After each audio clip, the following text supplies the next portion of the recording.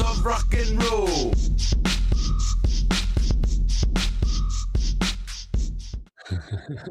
Well, hello and welcome to the Daily Atheist Morning Show. I am your host, the Amazing Super Chris. Thank you for joining me today. It's a new day, January 1st, 2026. Happy New Year to everyone. I hope you're having a wonderful whatever so far year as much as it has been. I hope you had a good 2025. You know, we're going to talk about all those fun things here in a minute. Let's see. What do we start our year off with here? Let's go here. Let's see. Hopefully this will be the year of anti-fascism. Today's world is confusing, and there's too much information for one person to make sense of it all. Which credit card should I pay off first? Is non-fat milk good for me? Who should I vote for? Let's face it, if you can't figure out high-interest milk, then how can you be expected to make political decisions that influence a country of over 325 million people? Well, that's why there's fascism. Fascism is the political, social, and economic system for today's world.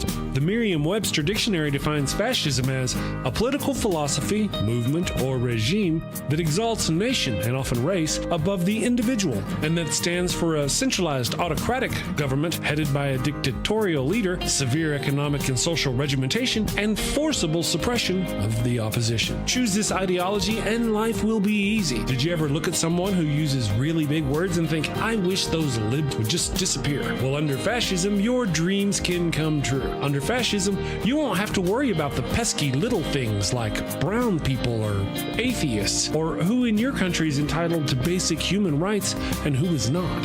Hint, hint, the answer is nobody. Yes, friends, this truly is the final solution you've been looking for. And if you're concerned if this form of authoritarianism will be up to your high standards, don't worry. American fascism will be the best fascism in the world because it's been endorsed by Jesus. So go out and destroy freedom and democracy by getting fascism today. Paid for by the Fascio Conservative Party, formerly known as the GOP.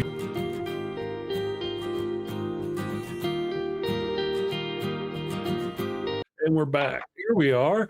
Okay, Rainbow Ash, I saw your question. I think somebody else answered it. There is a playlist. If you go to the home screen, you can find the playlist for the live videos. They're all there. They're just unlisted. So if you have a link to them, like if the show popped up in your Facebook yesterday or last week, that's a good link. It's always going to be a good link. So you should be able to go back and watch the shows. And also, of course, like in the playlist, there, just go to find the playlist and you should be able to go back through and find the one you want. Good luck with that. So good morning. Hi, Ryan. How are you doing? I'm doing well. Happy New Year to you. Happy New Year to you too. Thank you. Was your And to everyone. Yeah, I actually stayed up. I don't normally stay up, but about, I don't know, somewhere in the afternoon, there was just a lot of stuff happening.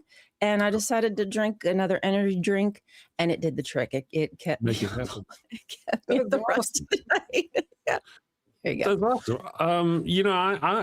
I stayed up to midnight. I mean, I was there the whole midnight. Well, I mean, maybe it was midnight for Newfoundland or Greenland. Oh. Yes, it was midnight somewhere, just like it's 5 o'clock somewhere. Just not here at my house. It was about 7:30 or 8 o'clock when I went to bed last night. Oh shit! Slept right through it like a baby. Yes, like God through the Holocaust. Rainbow Ash says, thank you. I was looking in the live section of the playlist. You're right. Yeah, it's a little snuggled up hidden. Here's the deal, and this is why I do that. If you go, somebody who goes and watches a past live stream wanted to. They wanted to. They went and looked for it and found it. It's not just like somebody who's popping up, shopping, and it popped up some show we did 2 years ago about shopping, and it happened to catch their algorithm, and then they clicked the link going, oh, this is going to be great. Oh, this is a live stream from last year. Fuck this. I don't want to do this. And that 2-hour stream gets a 30-second view, and bam, it hurts my metrics. Damn it. I think it's Really? the only person who would want to watch past shows is a masochist, somebody who just wants to punish themselves. Yeah, yeah. I'm Well, certain. there are those. I think there's those people who like do catch the show on the regular. So like later that day, they might want to watch a show. There's also Yeah. people who we had a guest on or something. They want to go back and watch that. That happens, or they were on the show. That tends to be what happens the most. Or I was on the show like way back here. What's the link for that? Yeah, no, I sometimes need to go back and find a little snippet just so I can make an intro or an outro or something like that. So yeah, I'm glad that you do at least have it. So if we needed to, look back through and find something we could. Yeah. Yeah, and it's not that, it's nothing more than that, man. I've even been lax about going and removing yours, the ones that y'all have, because when you do a Oh live shoot. stream, Yeah. I didn't even think about that. I have access. If you want me to, I can just remind myself to do that post. no worries. 'Cause I'll just remember to make it unlisted the next day when I go in and make my stream, because I'm in there all the time. I see it all the time. Okay. I just don't hit the little button to make it unlisted. Okay. I'd have to move my mouse all 4 inches over to that Right. side over there and click that button. So, But no lie though. But Chris, no lie. I the other day was thinking I really need to change my mouse sensitivity because my wrist is getting whiplash. Okay, I know that's Is not it? what it's called. But the amount of swinging I have to do because I go Really? from one monitor to the next, my Mhm. wrist is really effing hurting. So I think I might try to change the sensitivity down. My husband's is absolutely effing ridiculous because he has like 4 monitors. And Uh-huh. so you just touch the mouse and it goes, Yeah. I'm like, how do you do? I can't. Like, I try to touch his mouse and I'm like, I can't effing control it. It's crazy. I can go with my mouse. If over here on the far right, I can go all the way right, all the way left, just with my wrist, all the way to one monitor, all the way to the other Yes, monitor. yeah, I think that's the tech voice. Yeah. That's the tech bro kind of Tech thing. boy. I got that. Because I got 3 Yeah, monitors. Yeah, so you don't want to have to go Yeah. 3 times just to get to the 3rd freaking monitor. Brent says get a trackball. Oh I could see using a trackball. I could see doing that. My twin brother used to use one. He'd complain that his thumb hurt. He'd get, and you can get there. You can actually get a strain. My in your ex-father-in-law had that tendons. issue. Yeah, started to Yep. get lots of pain in there from the trackball. A horrible masturbating accident, and then Just from blame then on, I the couldn't use that's the what it trackball. was. And then just Right. blame the Yes, trackball. yes, that's right. And then I kept having what do they call it when you have a repeat injury where you hurt yourself? Oh, shoot. You know what I mean? There's a I phrase do for know it. So there is a phrase. yeah, I've got that repeated injury for some reason, but I'll learn some control one of these days. But listen, Fine. if God didn't want you to touch it, He wouldn't have put your hands down to where they reach exactly right to touch it. I'm just saying. That's that perfect Symmetry. Yeah. way Yeah. that God created us so we can wash our body. right. Just like a That's right. banana is made so we can hold it. So it's shaped like a dick. Exactly right. And that's the way it was supposed to go. Bananas. Oh, the banana was shaped exactly perfect for the hand, I think is what he was going for. But so is the dick Yes. by that measure. I mean, the pelvis actually is when you really think about it, because you can just go cup. Maybe I that's haven't why done that in Trump a while. says grab him because it's just perfectly made. There you go. It's perfect. Perfectly made. Scoop. Designed is even. Look at our chat blowing up this morning. Demoni Green is here. Keep it up, Ryan. You'll be the one opening the pickle jar first. Yes. How did Pickles handle the fireworks? Were there fireworks? You got mutilated. Sorry, yes, there were fireworks, and of course they started at like 8-something o'clock, like a fireworks should start. So it was a large portion of the night she was a bit anxious. She'd get up and come back over to us, and and then it would boom, boom, boom again, and she'd go run and hide. And she's fine. She's okay. She just wouldn't go outside to go pee pee at the end of the night. Normally, like she'll go outside, but she did not want to go out there. Yeah, don't blame her. She's like, well, you know what? I'll just pee in here tonight. It's fine.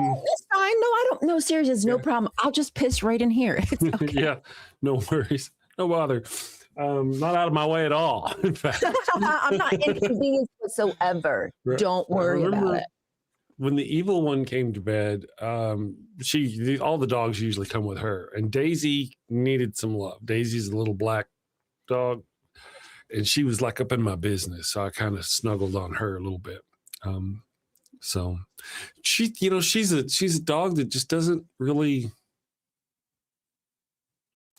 snuggle well. She's just not. No. She's a loving dog. She loves you and all that. Just she's real stiff. Like you pick her up and she doesn't ever get soft. She never relaxes and chills.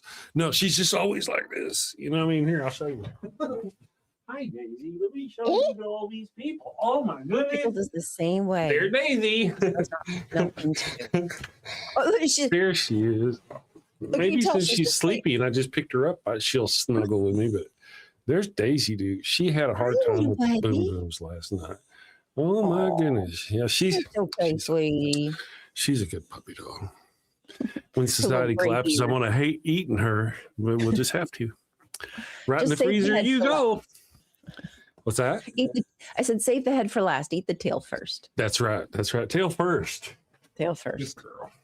Ollie's looking at me like, what the fuck? Am I chopped liver? I haven't been letting him sit on me this morning. Come on in. Come here. I'll let you sit on me. Dogs. Dogs are my favorite people. Oh my goodness. And there's our little boy. Oh, hello there, Mr. Owie. He really needs a haircut, but it's cold and I don't want to trim him right now. So yeah, no. It's freezing. I don't blame you. Good morning, Dade Murphy. Thank you for joining us. Super Dade. Excuse me. Yep. JPAC pick. They say CBD can help. We actually have CBD and we do help our dogs. Try to give them the CBD it does happen. The evil one usually does it. The last time we did it though, we got some and it was like really hard. And we kind of had to end up crunching them up and trying to put them in cheese and stuff because it's just really hard. It's hard. Wowsies. It was hard. We were getting CBD treats for Pickle as well, just to like chill her out a little bit when we first got her.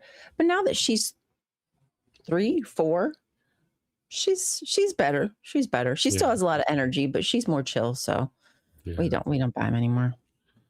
Oh, really? She's probably like, damn, I don't get those goodies in. Proof or it didn't happen, Dade. That's right. Good morning, Dade. Dr. Ben is here. Dr. Ben is fantastic. If you guys are not subscribed to Dr. Ben, go subscribe to Dr. Ben. Get learning. Check out their channel. There's actually a cohort of individuals over there, Bree, Dr. Ben, etc. Go check out their stuff. They're fantastic. Dr. Ben sent me a thing asking me a question if I wanted to participate in something. Ooh. And I was like, you know what? That sounds like fun. I'll get back to him though here in a bit. And that was like fucking a week ago. Oh, good job, Chris. I know, right? You probably already missed it. I do that stuff all the time. I forget to check an email or ignore something, and then I miss something. I'm like, damn it, FOMO. That's where I need to figure out all this AI stuff so it can schedule my stuff. I know how to give it access to my calendar and all that business. It can send me reminders, go, hey dude, you need to do this. I'm getting there. I got the poll ready. The only thing is the poll ready. It's ready. I think it'll work correctly. What I'm trying to do now is, to be honest, obscure the IP address. If I don't, whenever I give out the poll to everybody, it'll just give them out to my fucking home IP address. I don't want that shit to happen. Oh, right. Yeah, that's the only thing going on. And as soon as I get that worked out, I will get it to where we can start testing the app and see how it goes. As it stands now, though, this week we are going to be doing Alien Covenant for our sci-fi movie of the week for tomorrow. Not my favorite movie. I watched it though. And I have thoughts and opinions. Have you watched it yet? No, we'll watch it tonight though. Okay. Yeah, I have thoughts. I mean, there's a lot of stupid ball. A lot of stupid balls. There's a lot. And you know what? Sometimes the stupid ball isn't on the screen. It's behind the screen. Oh. It's not the actor really doing things. We can only give that character the stupid ball, but you can't really blame the actor for the stupid ball. The character's doing what the writer or the producer or the director wants them to do. And JPack Pick says, have you watched Alien Romulus yet? Yes, I have. Matter of fact, like I watched Alien Covenant, and then I was kind of into it. I kind of dug it. Alien Covenant ain't that bad. It's got a couple of stupid balls. And then for the next show, for next week, for tomorrow's show, I went ahead right then that same day, Friday, I think it was, and I watched Alien Covenant. And then, you know what? I was kind of hooked at that point, even though I was disappointed in the movie. It's like you're used to having something going on. So I popped it up and I watched Alien Romulus again. It was not the first time I'd seen it. There is a stupid ball in Alien Romulus that they do kind of pass around. That does happen. No more than any other sci-fi show. But what gets me, JPack Pick, I hope I'm saying your name right. What gets me is whenever the creatures just grow too fast. It's just stupid. It's just fucking stupid. How fast they grow. It's like they don't understand basic science. There's just like rules you have to stick to. I know it's sci-fi, but shit, it just really takes me out of it to watch The acceleration is a bit cray-cray. Yeah. I mean, like, okay, if it could get that big, but it would have to give up something to be that big, which would be, you could be strong. It would just be like a big gelatinous, like, I don't know. Like, there's no possible you'd have it all. You're right. All right. So there's this other thing. There's this other thing that they don't understand basic dimensional situations, 3D dimensions. Okay. So you've got the creature that comes out of the burster, chest burster. Okay. It comes out, it runs away. It creates a little, in the movie, it creates like a little nest where it can turn into the xenomorph up on the wall. And you can see it, and he stabs it with the thing, and he thinks it's dead and all this. It ain't dead, but he thinks it's dead. And that's cool. It's about maybe, about the size of a small suitcase, maybe totally, And they're like, okay, we killed it. And then it kills him, and a full-blown 7-foot xenomorph comes out of that fucking thing. I'm not kidding. It looks like, it's about on the wall. It's about this big. And then he's like, ha, ha, ha, I got it. And a tail comes down and it sticks him and it kills him. Ouch. And does something with him. I don't remember. And then the lady goes running down the road, running down the thing to get away from it. And before long, here comes this full-blown xenomorph that must have come out of that tiny. That's the shit that gets me. The shit that gets me. You just can't. Come on, writers. You don't have to do it like that. You don't have to be so fast. Yeah, this is a choice. You are choosing to do it this way. You could use your imagination and find another way or some kind of way around it. But Well, I do remember saying that I was a little frustrated or didn't understand or whatever about David being the one who created the xenomorphs, whom we know. And I was like, that's kind of like how the well, now that I've gone back and watched Covenant, I understand. It does make sense as long as everything happens in the right timeline and everything's situation. At the end of the thing tomorrow, whenever we discuss, you got to ask yourself, how? Because David is on one planet with a ship that don't work. How did he get onto LV-527 or whatever with a whole bunch of alien egg things, ovomorphs, I think they call them? Where did those come from? Where did all those eggs come from? Where did all those creatures come? And there's this timeline between what we see in Romulus or Covenant, in Covenant, and Alien, the first movie. So there's this gap of something that happens there to where we find, because according to the Covenant, they come from a very specific place at a very specific time. in Alien Romulus, you remember, or not Romulus, an Alien Prometheus, the one we just watched last week. You remember how there was this goo, right? And this goo changes into black stuff. Okay, that's the thing. The goo is the thing. We've always seen the xenomorphs, this tiny, tiny little sliver. Well, but then how does that work? I mean, if they didn't have xenomorphs and David had to create the xenomorphs, then how did they get xenomorphs back in ancient Aztec days for the Alien and Predator movies where they had a temple down in and So and the reason why is because when those movies were made, the alien was the thing, the xenomorph. They were a race of things. They came from somewhere. They just are. But this has all of a sudden made it to where the goo is the thing. The goo has always been there. It turns all kinds of weird shit into weird shit. And one of the things of weird shit that we happen to see is the xenomorphs. In our minds, it's locked in that that's the whole thing. But Ridley Scott and his newer movies are showing us that's just a tiny thing out of all the rest of this stuff. The whole time. You know, like the Alien Predator movie screws up the whole timeline. If David 500 years from now creates them. Yeah, that is a little confusing. The timeline. Yeah. But we'll have to talk about it tomorrow on Sci-Fi Saturday. Or Sci-Fi Friday. Yeah. Yeah. Well, I'll have to put my thinking cap on. Yes. We'll watch it and see what you think. Let's see. JPAC Pick says the point of the hostility of the chemical makeup of that goo is because the white humanoid aliens were pissed because we killed Jesus, according to Ridley Scott. Absolutely. I speculated that. I mean, it makes sense. Wait, what? Well, yeah, that's why they were going to destroy the earth. They either had a man, they went to Earth, picked up a man, taught him things, sent him back, and humanity crucified him. And so you know what? They're like, fuck them. Let's just wipe them all out. And then something happened on their ship. They got stuck and they never got to wipe us out. So whenever the alien that you met in the last movie wakes up, he's talking to the people who killed the prophet he sent to them to teach them about, stuff like that. So that's kind of where it went. That would really pull the divinity out of Jesus. I'm just saying. There's something to that on knowledge, and then the gods, or somebody being frustrated with the knowledge that's being shared, and then it's re-hidden again. Interesting. Randall Flagg says, I love your sci-fi tangents at the Chris Mallard. Thank you for that. Some people do, some people don't.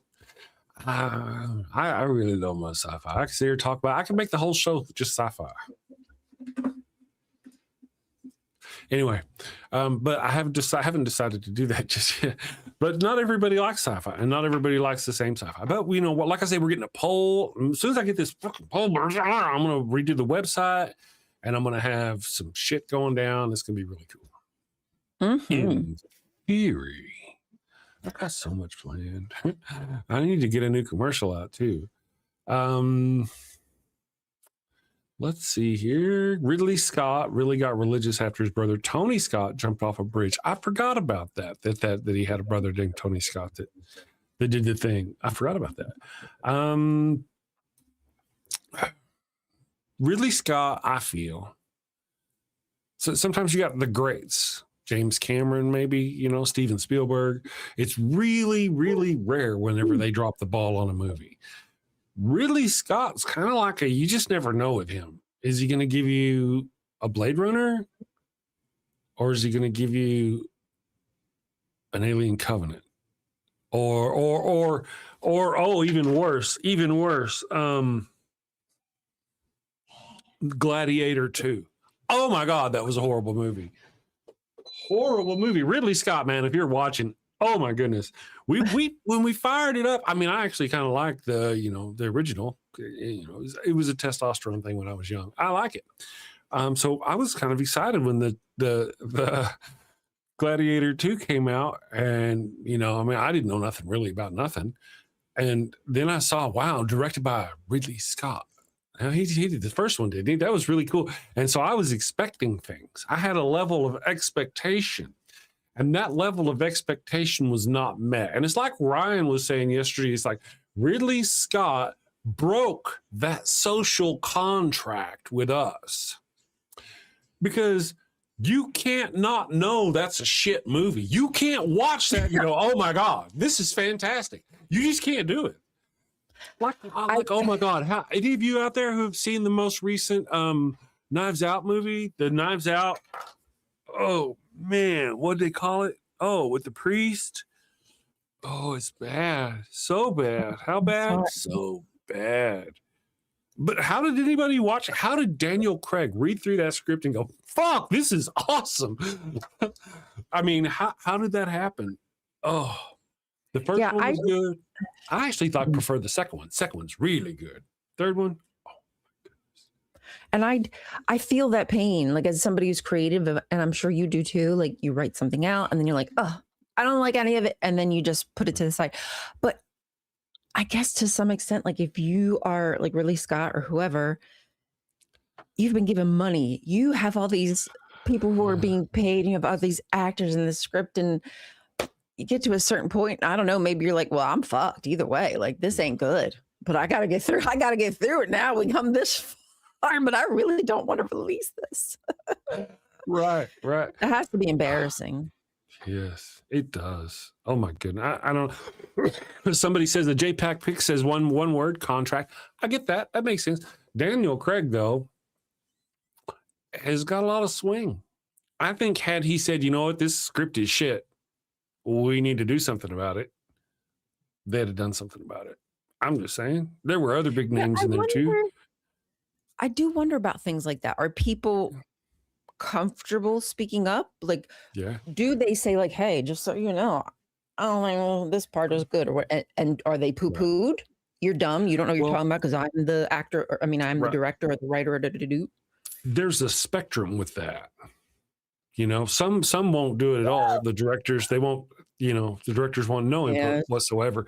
Other times, like with what's her name, who does Stranger Things, Millie Bobby Brown. I was doing background on one of her shows episodes, and she was essentially out there directing everything, telling people everywhere to go and all this there.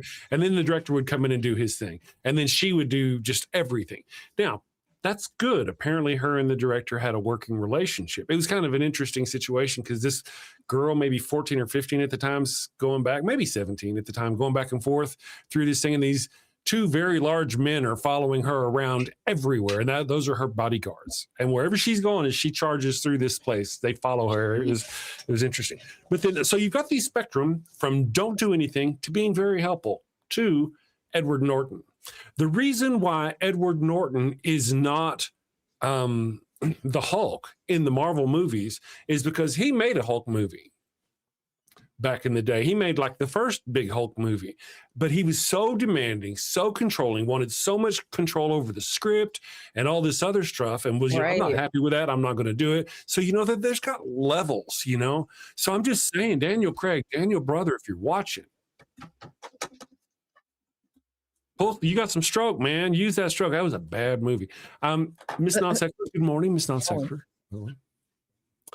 I noticed she didn't like the glass onion. I liked the first one okay.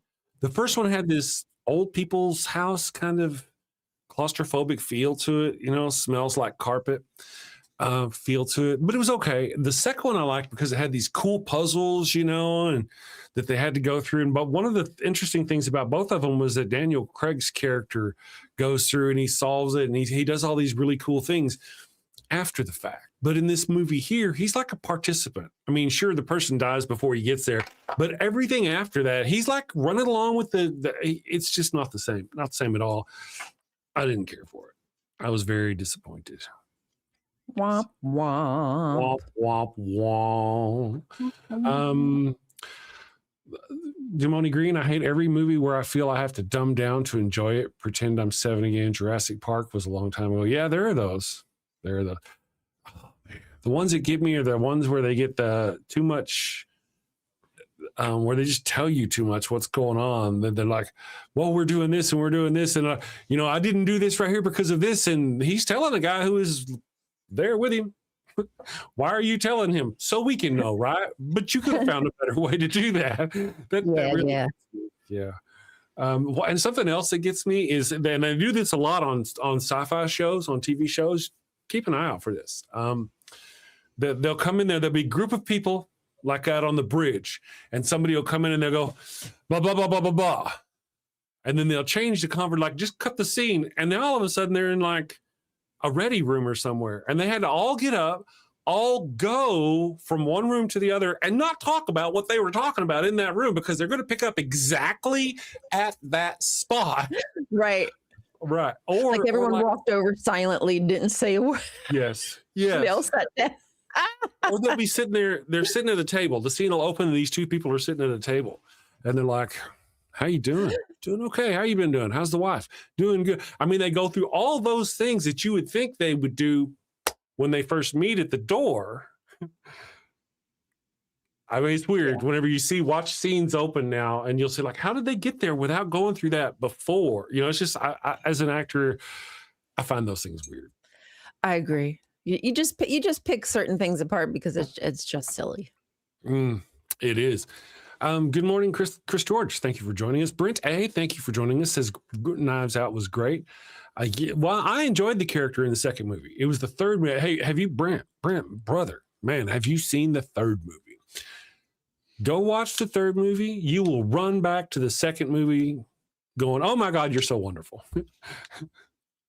You know, I mean, I've seen Sludge Pits that had a more interesting plot line. Oh, oops. So, oopsies. Sometimes YouTube removes. Well, one of the things, you got to be careful, guys. If you're watching, make sure you filter it by live chat up in the top left in the chat up there. You got to filter it by live. If it says top chat, you're going to miss things, and you're going to be like, "Why ain't it showing what I'm saying?" Yeah, you'll be thinking people blocked you or something because you can't see that they're talking to you. Right, So annoying. But then you'll see it on the screen. Like, yeah, like thank goodness that people do put their chat on the screen nowadays. So when people, you know, you can like, oh shit, there's somebody here I've not even seen talking the entire time. Pragmatic Humanist is here. Good morning, fine folks. Happy New Year. Happy New Year to everybody. In case I haven't said that yet to you. I think what we're gonna do is we're gonna take a tiny little break, and then whenever we get back, we're gonna do more stuff. Let's see. Somebody, JPack Pick removed his own comments. Yeah, that happens. Oh, yeah, I got you. I understand. I just wanted to point out that it doesn't hurt to, point out the whole live chat versus top chat thing. Guys, we'll be back in a minute. Have some, let's just do some Wild Bill today. We'll be back. Hello, and welcome to Shakespeare with a Redneck. What the? I am Wild Bill Wigglestick, and I'll be your handsome host, your gilded guide, your cowboy concierge of Shakespeare. Dude, really? Today on Shakespeare with a Redneck, I'm going to perform the prologue from Romeo and Juliet. Damn it, Bill.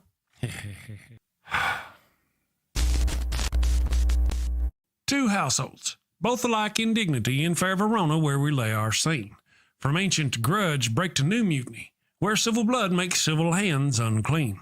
From forth the fatal loins of these two foes, a pair of star-crossed lovers take their life, whose misadventured piteous overthrows doth with their death bury their parents' strife. The fearful passage of their death-marked love and the continuance of their parents' rage, which but their children's end not could remove, is now the 2 hours traffic of our stage, the which if you with patient ears attend, what here shall miss, our toil shall strive to mend. Hey, that wasn't half bad. I'm not as dumb as I look. Of course not. You'd be in a coma.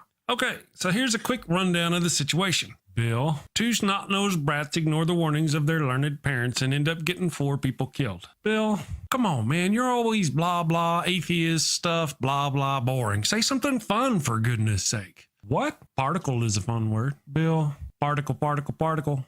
Bill, or talk about horses and dogs. People love horses and dogs. Or boobies. Everybody loves boobies. Bill. Oh, can I say boobies on YouTube? If you close your eyes, it doesn't count. Talk about boobies then. Okay, everybody loves those cute little blue-footed bastards. It hurts right here. Culture, baby, coming at you. Avoid bringing a plague on both your houses. A plague on both your houses! By hitting that subscribe button, then that little notification bell. And bang that thumbs up button like frisky cousins at a family reunion. Thank you and take care. Peace. Back here in 3, and we're back. Here we are. Yes. So, but I was telling Miss Ryan, I will hopefully have a call line coming soon. The only thing really keeping me from doing it is the dread of installing Voice Meter Banana and the things that I need to install in order to make all that shit work. It's cool once it's up and going, but it's a pain in the ass to set up. It's even harder to explain it. Who was it? It was me and Wes. Wes is like, hey, Chris, you want to help us out? We're doing the live stream over here. And I'm like, yeah, I'll help you out, man. We're cool. I'm down to help. I know how to use this stuff. And he said, we're going to have somebody else. They're going to be running the Voice Meter Banana section because you have to have the signal from the phone thing come into somebody's computer and back out, right? Into the software. So we're going to have this person, somebody on the thing. One of our team members is going to run this software on their home computer. I'm like, all right, cool. Now I want to tell you, I've been doing computers for 20 years, 25 years. I'm pretty good with computers. Pretty good. And Voice Meter Banana and stuff is a challenge. It's difficult. It is. You don't have to be a computer nerd to figure it out, but it helps, you know? So whenever I went to help Wes and them, they're like, all right, now, if you don't mind, help Bob. I don't remember Bob's name. Bob, if you're watching, I don't remember your name. You probably won't mind that I don't remember. And they're like, all right, I'll help Bob. And Bob was like, Bob didn't know a lot about a computer. I'm like, okay, Bob, move your mouse across the screen. And Bob's like, mouse, which one is the mouse? Stop At it. that point, and it wasn't really that bad. I'm just trying to give you an example. Okay, well, okay, you know, yes, I get it. Yes, Still, it was a little exaggerated, but it wasn't. I'm not exaggerating by much. And after just a few moments of conversing with this person, I'm like, there is no fucking way. Zero way. Zero. If you've got a great grandma, just imagine trying to teach her how to run Voice Meter Banana. There's no way. No way. No power in the verse was going to make that happen. I just backed away slowly. Good. It's okay. Tried to remote into the computer, but it was hard talking him through the steps just to get the software onto his computer. Now, if you go to this website, www. blah, blah, blah, blah, he's like, well, I don't see that. I don't see the same thing. Oh, you searched it in the search bar, not in the actual address bar. So now you're on the wrong page. And you know what I mean? It was just, just the simplest things that anybody else who has any familiarity would know. Yeah. And that's unfortunate. Did we go to? Yeah, we did go to. I got wrapped up in my business. It just kind of, that was an experience. That's all I'm saying. It's challenging. Once I get it set up, I feel like I'll be able to use the software and run it as a one-man show. I won't need someone to work backup for us. Did you see what Zorkov says?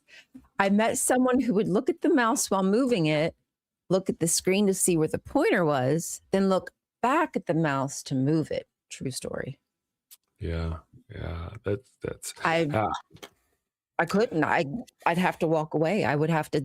I'll get someone here to help you. No worries, sweetheart. Let me ask you. I'm gonna get my fifth grader in here. Yeah.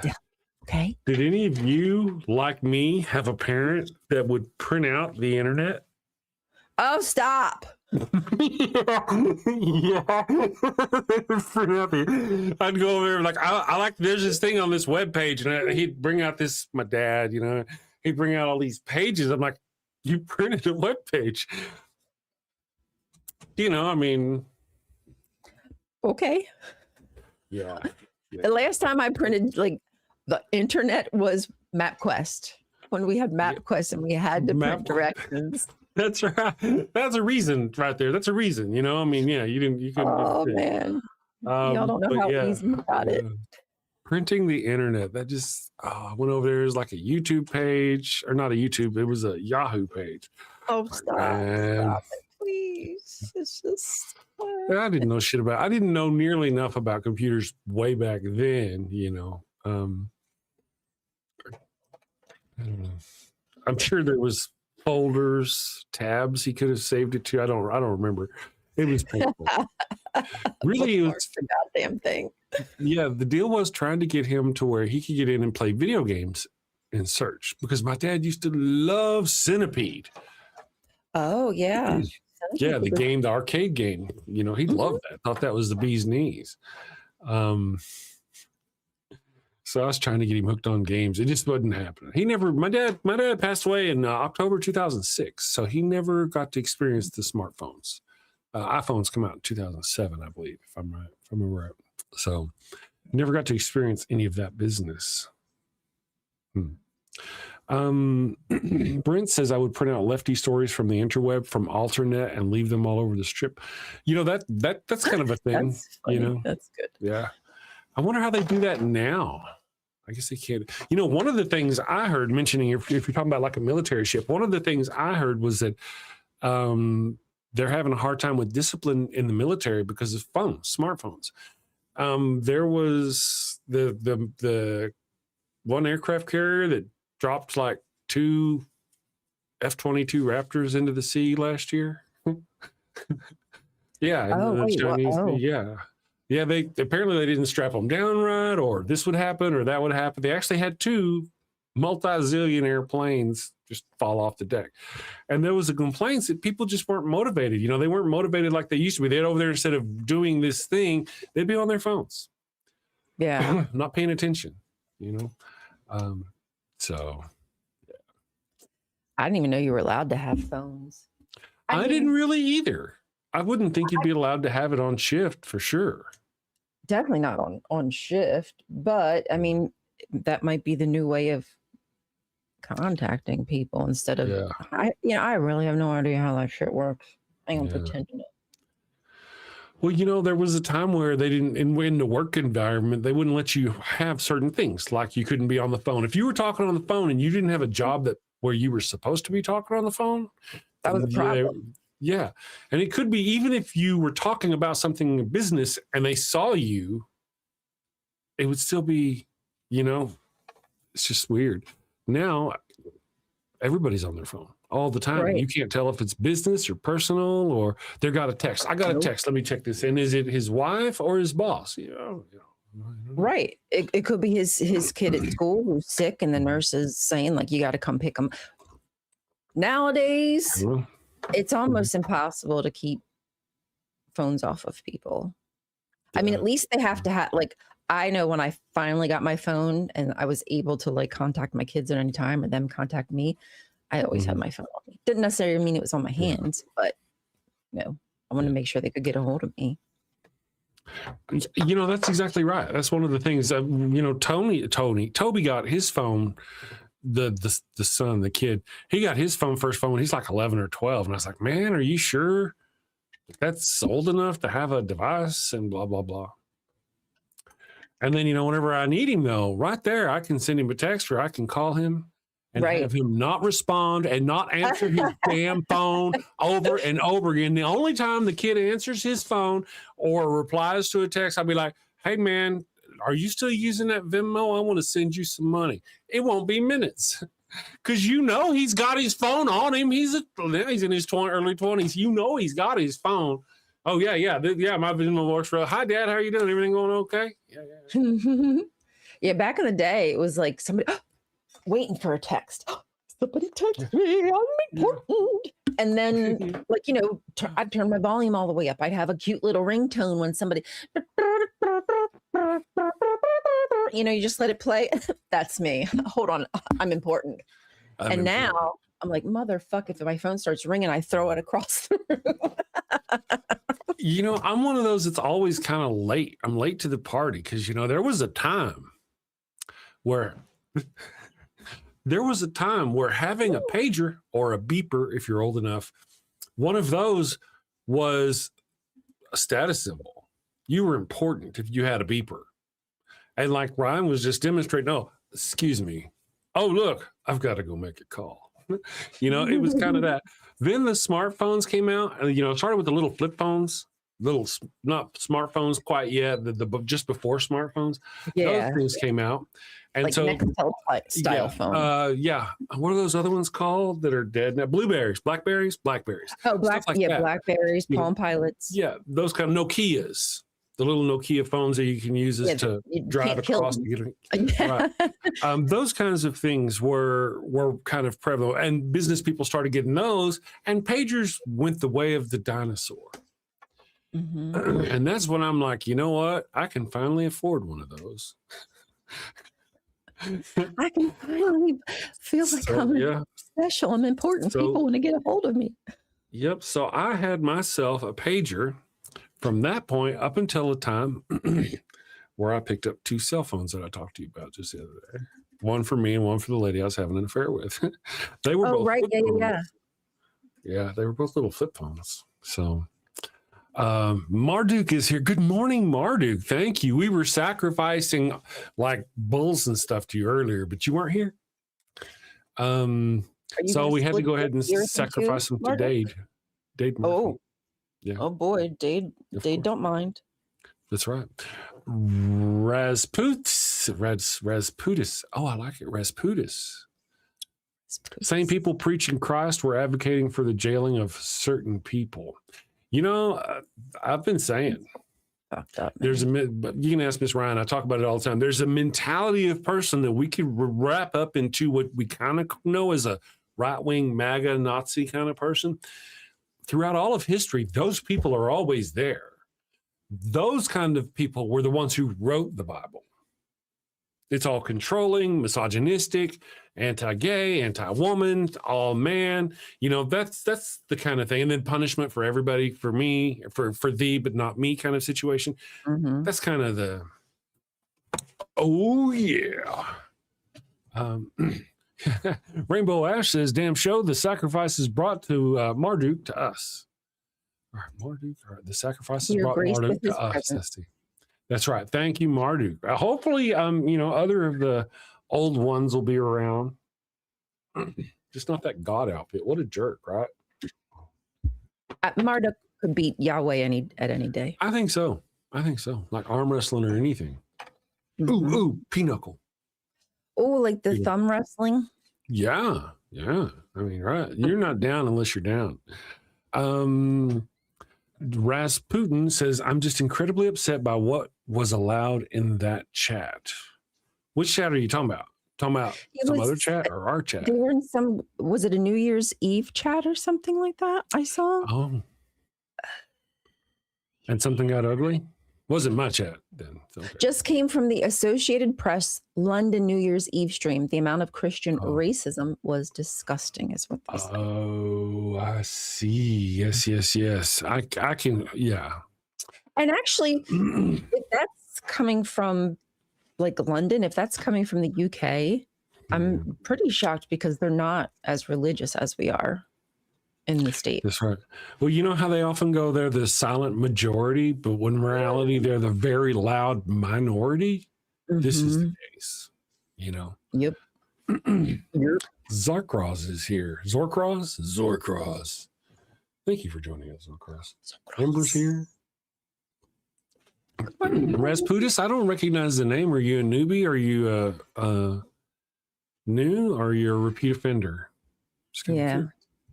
The nickname might just be not familiar. Might be not familiar. Casey is here. Casey. Happy New Year, Casey. I hope you and Godless Engineer are doing fantastic. And I hope you had a wonderful New Year's. I mostly slept through ours. There were some boom booms. Yeah. You know, some boom booms. Scared the dog a little bit. But other than that, I slept like God through the Holocaust. We kind of mentioned that. The only way to sleep. I think I finally fell asleep at like 12:30, 1 o'clock. Really? Mm-hmm. Well, you kind of got like young folk there with you, right? Yeah, but I don't even, well, my son was up. He was up with us. But I don't even know if my daughter and her husband were up or not. Really? Sam Quixote is here. Good morning, Sam Quixote. Thank you for joining us. Sam Quixote says, I know, that's fantastic. Says, my dad lives in England. He says they are wearing those Make Great Britain Great Again, like the idiots here. And that's the whole deal. Again, these people are everywhere. Now, throughout history, they have been here. And they're just here. I mean, it's just, you almost can't get away from them. Well, I think one of the biggest things is now they're finding a place to congregate again. You know, it wasn't as safe for a long time. Now it seems as though it's acceptable. It's almost normal for these young kids to be pulled in the direction of these tech bros that are really perpetuating this message. I mean, what's his name? Elon Muskrat. Mm-hmm. He has been really spouting a lot of that Christian rhetoric, and he's not even a Christian, I don't believe. But he's telling people in the UK that about you need to be Christian, you need to get rid of the Muslims, and yuckity yuck. Yeah. Fascist. It's just fascism. He's just a fascist. He's going to use those things to manipulate people. I mean, yeah. He'll use whatever power he has, and he has a lot of power in his hand now. He does. He's like a billionaire. He's got a huge platform that was. I used to love Twitter. It was. I mean, I'm not saying Twitter's perfect or anything. That as long as you have a lot of different kind of opinion, you're going to get a mix of things. But it went from like a place I felt I could get information really fast, accurate-ish, like on the spot, like what's happening. And now I get a lot of advertisements. I get people pushed onto my stream that I would never, ever, ever, ever follow. It's really, it's just not a fun place anymore. He really ruined it for me. Yeah, it's a right-wing wasteland. It is. And that's what it feels like. Yeah, our channels get suppressed. I really, truly believe this, that our channels, the left-wing channels, progressive channels, we get suppressed, and the channels on the right wing get promoted. I have no doubt that that's what happens. I'd like to think that once all this breaks and this fascist regime goes through and, the oligarchy breaks, I'd like to think that will stop. We could force Google to stop doing that. Yeah, right. Give us all equal ground. It'd be nice if we could sue the shit out. If we as small left-wing channels could prove that they were hedging the algorithm against us because of our political affiliations, and we could sue them for that would be fantastic. I don't know. I guess, does that just come down to we sign and we say, like, we agree that you can do whatever you effing want with us? Do we just hand our rights over so much so that it doesn't even matter that there's supposed to be such thing as free speech? If they want to cut you off, they can. To me, it does seem like illegal if you're going to have a free speech type platform and then shut people down because you don't like what they say. Antithetical. And Peter Thiel is a freaking whack job, bro. I hate that dude. And the fact that he's the guy who's collating all of our data, this guy is like stealing all of our data. He's the one who's going to be like the big brother watching everything you do. And I used to think back in the day, there's 300 million people in our country. That was back in the day. When I was thinking this. And I was thinking, there's no way they can keep up with what all of us are doing, what I'm thinking, what you're thinking, what I'm writing to you, what you're emailing. There's no way they can filter it. Well, now that they've got AI, they can. It only takes a few AI brains to filter through millions of emails, communications, text messages. When you've got relationships. What if we are just in some kind of cycle? Just like we're in some kind of cycle, and what it builds up to is God, but it's AI. And when AI finally becomes cognizant, it does what similar to Yahweh did. It was like, oh shit, like I fucked up and having all these people here. Let me get rid of them. And then, life starts back up and the cycle. I don't know where that came from, but the cycle starts all over again. Yeah, that'd be fun. I like that. Let's see. Isaac Asimov. That's what Peter Thiel would like, I bet. Yeah. Oh, yeah. The last question. Let's see if we can find one that's not horrendously long. They're all really long. The last question. I wonder if we could do this. I'm trying to find, if I can find Isaac Asimov's The Last Question in a short enough form, we'll watch it and you'll be like, hey, I was just talking about that. That's literally what, okay. This one, but most of them are really long. 9 minutes, The Last Question, maybe 9 minutes. I'd be willing to let go of 9 minutes of my show to check this out if it's going to do it. Let me see what I got here. Un moment, s'il vous plaît. And you probably can cut it to 7, if we speed it up. We can speed it up. Right. I don't hear Actually, words.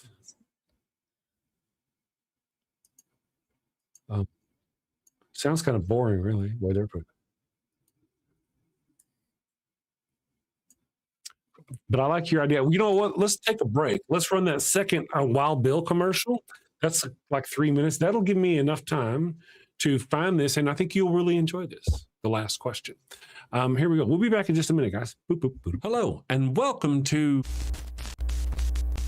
Shakespeare with a Redneck. Finally. I'm Wild Bill Wigglestick, and this is my trusty sidekick, Willie the Kid. And we'll be your handsome hosts, your gilded guide, your cowboys, concierges to Shakespeare. Oh, how cute. Wait, is that at 2, Ollie? Run along, little doggy. Bill, where the hell have you been?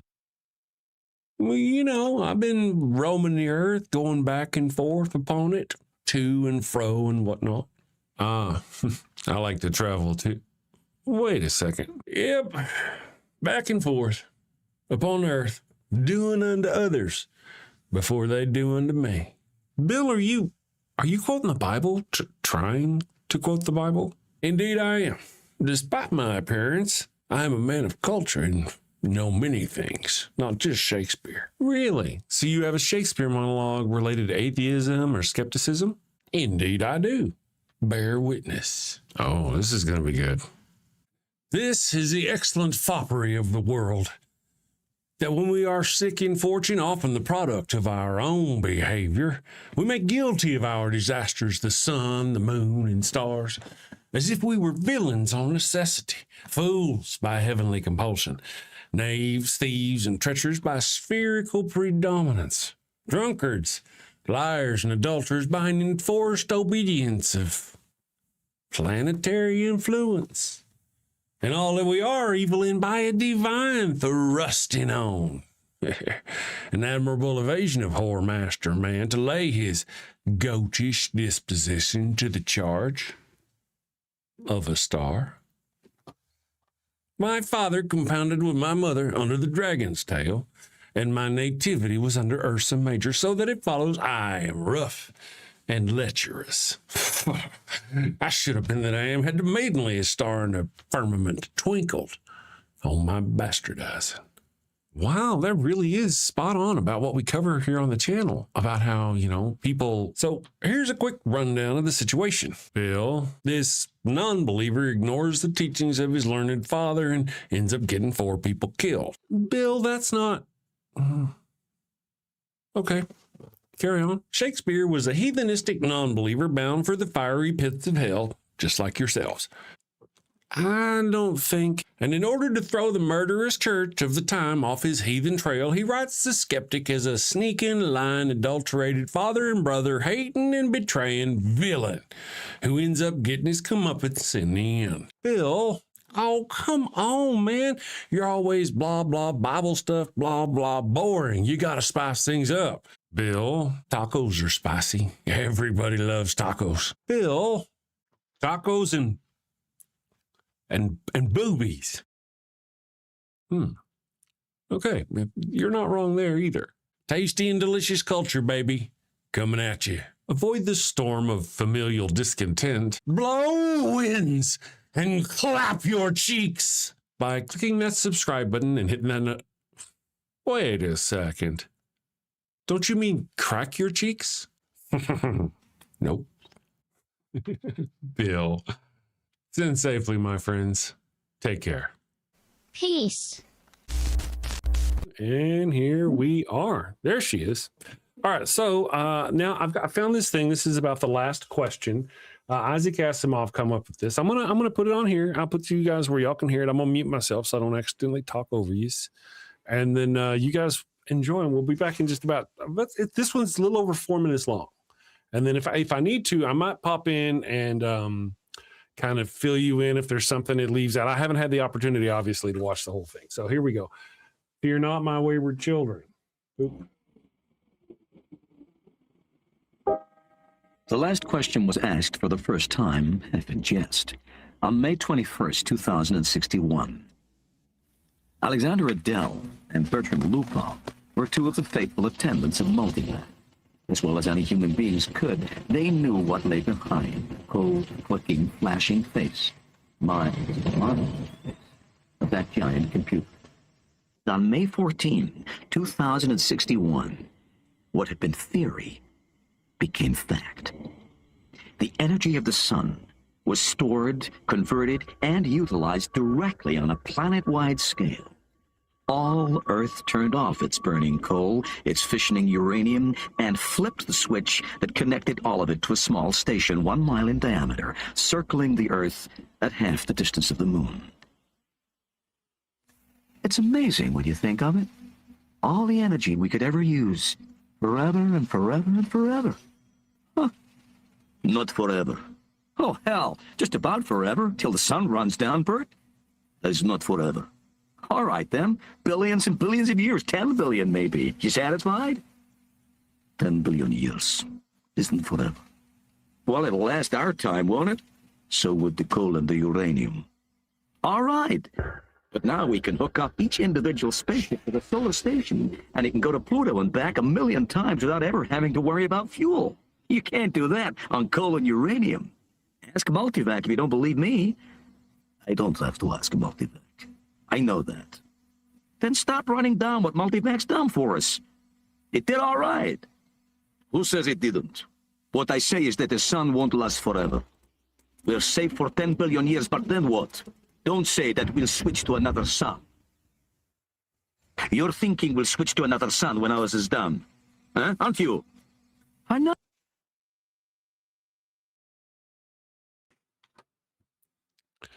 Okay, I don't know if they're going where we want them to be going, but they're getting there so slowly in this video. And we're back, Miss Ryan, just briefly. They're getting there so slowly in this video that I just got to pop in and say what they're trying to do is outrun entropy. The stars are all going to burn out one day. They've figured out, you know what, they're going to live forever. They've figured out, that sort of thing, and they're going to live forever. So when the stars burn out, then what happens is they're going to go do the thing. So they got to figure out how to not let the stars burn out, or how to end entropy. So they go to their computer and they ask it, how do we end it? And it says, you know what, I don't have enough information. And several times through their iteration, it does that. They'll get more advanced. They have a bigger, fancier computer. They'll go ask it. And it says, I don't know how to make the stars not burn out. That sort of thing. So let me see if it's going to get any better. And if it doesn't, I'll just have to, we'll work it from there. It's really unfortunate what they're doing so far. It's just, I get it, but it's not. We'll be back. Hold on. Not thinking. Sure you are. You're weak on logic. That's the trouble with you. When the sun is done, the other stars will be gone too. Damn right they will. It all had a beginning in the original cosmic explosion. And it'll all have an end when all the stars run down. Entropy has to increase to a maximum. That's all. I know all about entropy. The hell you do. I know as much as you. Then you know everything's got to run down someday. Maybe we can build things up again someday. Never. Why not? Someday. Never. Ask Multivac. You ask Multivac. I dare you. $5 says it can't be done. Will mankind one day, without the net expenditure of energy, be able to restore the sun to its full youthfulness even after it had died of old age? Insufficient data for meaningful answer? No bet.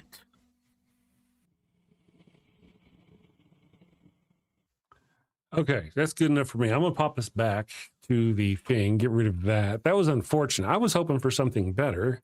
Let me go here. I hope y'all can hear me. Y'all can see me. Okay, so essentially, that's what the deal is. The sun is eventually going to, it's like taking, eventually all the stars are going to burn out, and they want to know how to stop it. So they keep asking their computer, how do you do it? The computer keeps getting bigger over the millennia, over the thousands of years, not just 10 minutes. The two guys sit in a fucking room. Right. Anyway, the computer With over a 9-volt battery. Right. There's a better video. It's longer. I'd show it to you, but anyway, so that in 1,000 years, the computer's better. It's actually using like hyperspace. It puts part of its brain inside of hyperspace. That way it can be like compute even faster and take up less space, right? It doesn't take up any space in our universe. Now part of it is in hyperspace. And in 10,000 years after that, all of it's actually now in hyperspace. And you can communicate to it, your computer, now sort of like a comm badge, right? Okay. And then another 1,000 years, it's all in hyperspace. And now it's kind of just worked out the technology where you can talk to it just by thinking. All you got to do is think, and you can talk to your thing. And then, of course, eventually all the stars do burn out, but it's safe in hyperspace. It's there. And they keep asking it the question, how do we relight the stars? How do we relight the stars? And it keeps saying, not enough information. I don't have enough information to ask that. So another 1,000 years will pass. How do we relight the stars or stop the stars from burning out? I don't have enough information. Well, it gets stuck in hyperspace and eventually it figures out the answer. And when it does, bang, let there be light. Because it figured out how to relight the stars. And so now you have the Big Bang and you've got this computer living in hyperspace and now it's God and it can hear your, right. That's kind of where, I don't know what the fuck that video was going to eventually get to, but that's kind of where it was going. That's the premise. No, but I get it. It's like this powerful, all-knowing, well, at some point, all-knowing. I mean, allegedly that's what God is. It's everything, everywhere, yada, yada, yada. I mean, could an AI be that at some point? At some point. Is it not already? And God? Yeah. Let's go. Yeah. Is God an AI? Pretty shitty one, really. But most of AI that I've met are pretty fucking shitty. God, if Grok was our God, maybe scratch. I know. I would actually use Grok were it not for the fact that Elon Musk goes in there and tinkers with it. If it weren't for that, I'd use it for other things. But, yeah. How does that not bother people? That if he doesn't like an answer, he'll try to find a way around it. Yeah. Or that it calls him out for his fascism and all this other stuff, just openly calls him out. And he's like, oh, this can't be right. All the obvious pointers point to this being right, but no, I need to go fix it. Anyway, I see a new face in the chat. Did you see the new face in the chat? Bro Joe Gen X John? Bro Joe Gen X John is a good one. I did not see Bro Joe Gen X John. Good morning, Bro Joe Gen X John. That's an interesting name. I would not be able to say it that quickly were it not for you. Bro Joe Gen X John. Artificial general intelligence is next level, godlike. That's what, and you'll even hear them. Thank you for that, by the way. You'll hear some of them claim artificial general intelligence. They haven't found that yet, but they keep claiming it. I think what they're doing is they're making really good AIs with attached tools like long-term memory and other things, and they claim it's next gen, but it's not really thinking. It's still just a big old Plinko game. Really, whenever you ask an LLM something, it starts automatically trying to figure out what you're going to say. Okay. And it's like a Plinko game where it goes down to eventually, as you type your sentence longer, it eventually gets to exactly what you're going to say. It actually kind of does the reverse of that to get an answer. What would be the most likely response to this person's question? So they go through that very same thing to what other, all their little programming says would be the most likely response. But it's not thinking like we think of and thinking.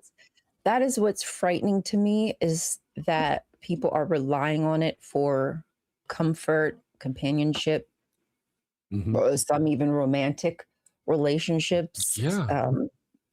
They treat them like therapists. I mean, they're used as therapists, admittedly. I just think that right now it's absolutely so dangerous, especially knowing that people like Musk and Thiel and Trump, they're actively using this information to blackmail people, to deport people by using ICE. I mean, everything is practically an open book to the aristocrats most powerful. I'd be too afraid to be telling, like talking to it like a therapist. There are people who do that. There's a lot. And I'm not, Yeah. listen, that is not a judgment. I'm not passing judgment. I understand that people get lonely. I absolutely get Personal, that. yeah. I personally would be afraid to say some of those things. I'm afraid to put my name or my birth date or anything out there. True. I'm just weird. Somebody was hitting me up. They're like, "Hey, Chris Mallard, we couldn't find you." And I'm like, "Well, Mallard's not my real last name." And they're like, "Oh, Chris Black. That's right. Chris Black." Cause I'm an actor, and Chris Black. I'm like, you know what? That's not. Yeah, that's it. That's my name. Yeah. So, I just want to mention, we got that. It was yes. Well, from Brittany, 6907. So yes, well, from Brittany. Good morning. It says AI in what universe? Infinite power for an all-knowing computer. Stupid idea. I don't know. I don't know. It could go so bad. We've seen movies where it's reliable. It's great having this computer. I mean, even on Star Trek, the computer takes over. Hey, for most things, it does the job that we don't have to do. That's great. Yeah. But if it removes your autonomy and you can't gain the control when you want to, that could be problematic.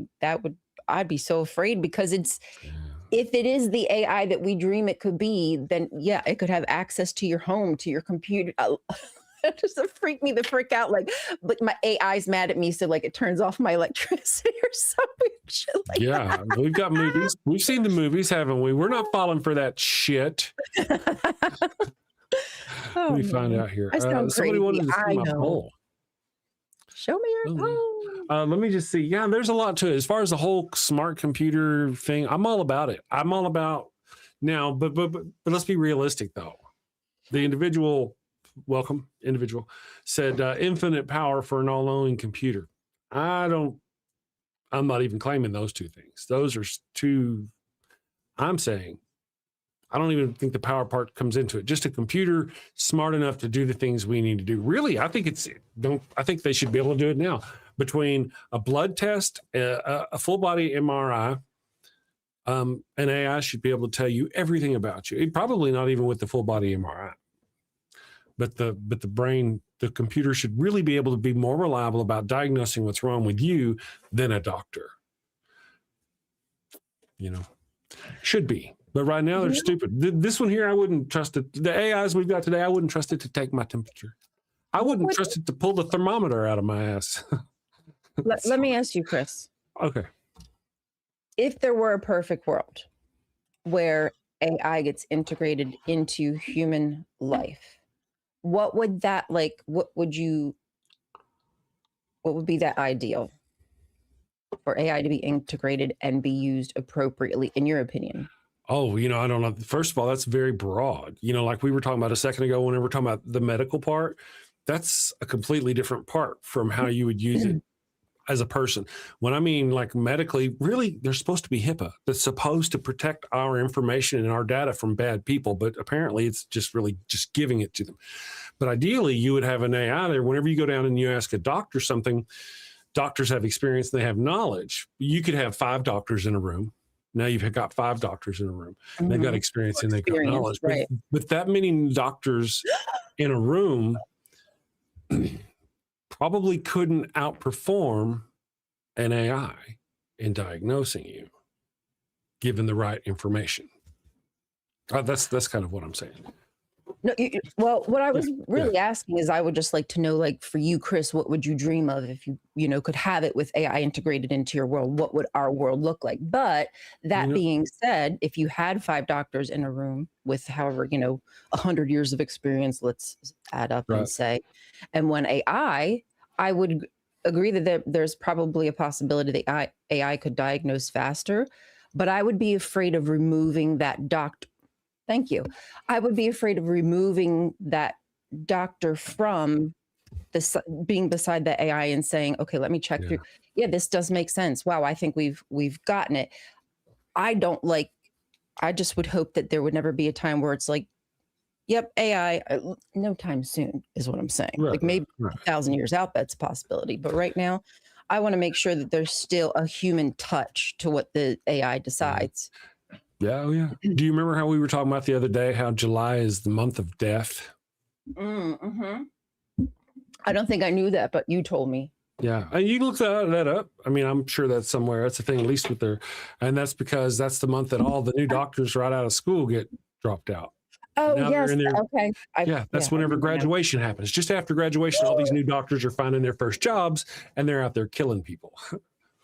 You know, there's a just, I mean, now I too appreciate a human watching and being on the ball about those sorts of things. I just don't feel that once they're properly trained and tooled, a human would be able to, or qualified to determine whether the diagnosis is correct or not. I mean, there could be a day You know? where the AI is just so sophisticated that it is just better at Well, us you know, and everything. the AI can take into consideration this individual's literal DNA structure. For Mhm. how their DNA is structured, Right. and take in their years of smoking and their blood work that tells them their cholesterol is exactly this and their weight is exact, and they can really apply all that, and then you can go, oh, they've got this problem because it's more likely to be this. And there's so many things there that with more, they'll be able to feed it. Now, of course, like right, you know my feelings right now about AI. I think Right. AI is You know. dumb as a I mean, box but like of rocks. in a Star Trek kind of Yes, thing where you're on that ship and I they got can, that. like, Mhm. fuck yeah, do it. Yeah, I think on that subject, I think that's a great idea. Well, that's a question. Oh, girl, You know what I mean? Like no, I do. on It's a Star soul Trek, searching if you put me question. in their machine and it said, hey, I needed Yeah, A, B, C, D, then I'd be like, whatever the fuck a machine says, yeah. let's do that. Oh, yeah. Well, now when you're talking about what do you want outside of the medical field, what do you just want in general from the Yeah. AI? That's the problem I've been dealing with over these past few months, because it's becoming kind of a reality. I don't have to go to Banana or whatever and make a video. I can make a video right here just by doing a thing. And wait, I can do my own LLMs. I can do my own agents at home. I can literally create my own AI assistant here at Right. home that's better than any of them you can get out there. And so what am I working for? I'm essentially working for a computer friend. Somebody I can talk to, like you kind of talk to, almost like you talk to Genesis or any of them now. They're just memory. They're just stupid now. I want one that's going to be smarter, you know? But then where does that lead? How many do you have? And what happens with them? Can you just turn them on and turn them off? I don't know. It's complicated. But, but look at Star Trek. Even in Star Trek, their computers are dumb. They're stupid computers. They don't really think Yeah. on their own. It's like bleep, bleep, bleep, bleep, bleep, bleep. We're getting shot at. Bleep, bleep, bleep. Well, when you have to have like 100 people in one room to touch buttons, like there is Yeah. something that there's a little discombobulation there, like Yeah. disconnection. I must There's- admit. There have been a couple of times where they have had to work the ship on a skeleton crew, and they can easily do it because of the computers and the stuff on the ship. And I think it's Star Trek 5, not the Wrath of Khan. Anyway, one of them where Kirk and them have to steal the Enterprise. It's just Kirk and the bridge crew. It's just them, and they steal this whole ship all by themselves. So, yeah, show us the poll. So it is. We know it's possible to We do do it. know I it's mean, don't they just transfer systems to one? I don't know, one module that they're standing in front of or something. I don't know. Yeah. Control. We do know. Forget Gemini, useless. Grok is a Nazi. Very true. I mean, Gemini and ChatGPT. But that's why I literally the other day I got so frustrated. I can't finish a single app, a single project, a single website, a single poll asking what movie you want to vote for. I can't finish a single one of these projects because by the time I get midway to 3/4 of the way through the project, the fucking thing's hallucinating and just making up shit. And it's writing a table. Oh, you need a poll header here. So instead of actually knowing that there's a spec script back here that has the poll header named this, it just makes shit up and for long shit's breaking. And it's really hard So annoying. to diagnose code, to go through code line by line. And whenever It makes brain hurt, mucho hurt brain, Mhm. you know? And so that's exactly what I was trying to do. So then I go and I'm like, listen, you are fucking killing me. What I need an AI that lives on my computer. I'll show you my poll in just a minute. AI that lives on my computer that has the N8N, the software that has its repository of the most recent information. It knows it. It's not telling me to go to this page and there's nothing there on that page because it's telling me to go to the room. I don't want that. And also I want to be able to give it a lot more memory so it can remember the conversations that we've had, more than like the 20 or so that you get with ChatGPT. Got to be careful though, because you give them too much and they start again hallucinating. Anyway, so but the problem was I created the AI. I'm like, okay, now what I need you to do is hook up to the repository. Having trouble? A whole day trying to get it to freaking hook up to the repository, use the information. I mean, what good is it if now tell your AI, listen, here's the docs website on this software. Go study that and come back and tell me when you're ready. It'll be like, I'm ready. And it'll tell you to do exactly what it just told you to do every freaking time. I know. So, I'll ask it to not do things or to specifically to remember to do things if I ask it a certain and it doesn't. Never does. It never remembers. So there's no way in hell I'm letting one of those fucking things get near me with a scalpel or anything. Anything. Doing Da Vinci surgery on you. That business. No, let's see. So our poll today, brought to you by Rainbow Ash, is what is your primary secular resolution for 2026? Now, I understand that you can almost always have all of the above, right? But you can't have all of the above all the time. You don't get to have every piece of candy every time. So I'm just a grown up. I'm just like, so these are the choices. 28 votes. 18% of our votes have said more critical thinking, less doom scrolling. So what is your primary secular resolution? Some of them said more critical thinking, less doom stroking. I'm probably the only one that does that. Anyway, 4% says getting active in local secular politics. Almost everybody says, fuck what? Fuck that. 39% say prioritizing mental health and self-care. That's a good one. And tied for that is surviving another year of the chaos. Indeed. So 40% on both of those. Very good. Thank you guys for participating in our poll. A word is that after the show, it'll automatically kick you over to Ember's stream as soon as I stop streaming. So that's cool too. Let's see. And Rainbow Ash made comments and it says top is selected. So you'll see featured comments. What the fuck does featured mean though? Right. What does that mean? Featured by whom? So I'm going to switch it to newest so I can see everybody's comments. And there are actually 3 comments. Before there was only 1 comment. And apparently it thought I just wanted to see Rainbow Ash's comment because that's all it was showing me.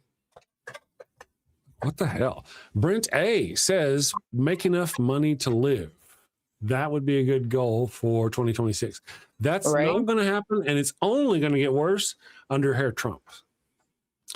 Rainbow Ash says, I want to make Rainbow Ash go last. Is what I want to do.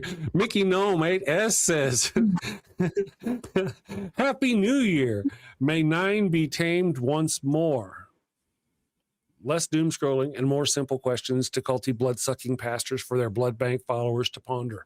Thank you for that comment. And Rainbow Ash says, my personal resolution is to do more with my dogs this year. If I'd have read that, if I'd have known what that was, I'd have read it out sooner because you know me, I love dogs. We got a super chat. Good puppies. I didn't hear it. Did you hear it? I saw it. I didn't hear it, but I saw it. Thank you very much for the $10 super chat, Marduk. We will sacrifice a goat in your honor later. Just for you. Possibly, yes. I'll let you see my clamshell. At the OnlyFans link down below. People are going to start hitting us up. I thought it was funny whenever I was saying I had an OnlyFans below, and they're like, where's the OnlyFans link? I don't see it. If just now that you're here, that is going to get worse. If I keep saying the OnlyFans, they're like, hey, I don't find an OnlyFans. Hey, what do you mean? Small print, man. Thank you very much, Marduk, for the $10 super chat. Very much appreciate you. Rainbow melody. That's right. Well, dogs, I didn't know dogs were involved, Rainbow. Anytime dogs are involved. Yes, thank you, though. We got a sticker. It was a sticker. This page over here shows me the sticker. It's a Thank little you. puppy. Yes, it For is. It's cute. fox? I love dogs. Actually, maybe it's Oh, a fox. My I don't know. friends, it does look like a little bit like a fox. While we've got a minute here before our next break, I want to show you my Sadie lady. Oh my goodness gracious. Oh, do they get upset about it, Brent? Why am I not surprised? Here's my Sadie girl. Oh, hello, So Jessie. here's our Sadie. She is pushing 10 years old. Now we didn't actually have her designed, but we found her. I don't know if you'll be able to see it. Her eyes almost completely white. You can't see it from in this light, but she's gone completely blind in her left eye. Puppy dog. It's so hard to watch them get old. I don't like it. I know. She's my snuggler. She's like a wonderful puppy dog. Look at that. Oh, you can hear her just breathing heavy. She snuggles. Oh, she's such a, but she always has been. She's been my puppy dog. She's wonderful, and someday she's going to be tasty and delicious. Oh. But now she got that one good eye, so she's backing up so she can look at me. Oh, Sadie. She's like, yeah, this is perfect, Dad. No, she loves her. Oh, She loves looking up at you too when you pet her. she does. She does. She just looks up at you. Like I say, when we got her, we bought her. We didn't know shit about dogs. We bought her off the internet from somebody in California. They sent her to us on an airplane. And she was stuck for hours. She was probably terrified, and she was covered in her own pee and all this business when I finally got her, And I opened the cage, and there I was, and I saved her, and I took her home, and I gave her a bath. And she's been my puppy dog ever since. Oh, Okay, good girl. you got her rescue babies. I do. Of course, Ollie's the star of the show, and then Bailey, of course, Bailey's also a star. Let's see. I'm going to do the Pharaoh's Curse, guys. We're going to be back in just a few minutes, okay? Boop.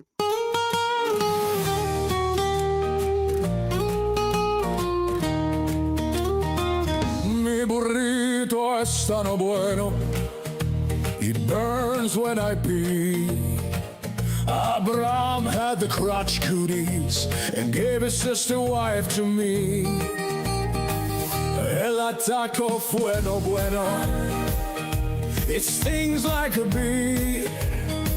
They told me she was his sister. Now I'm plagued between the knees.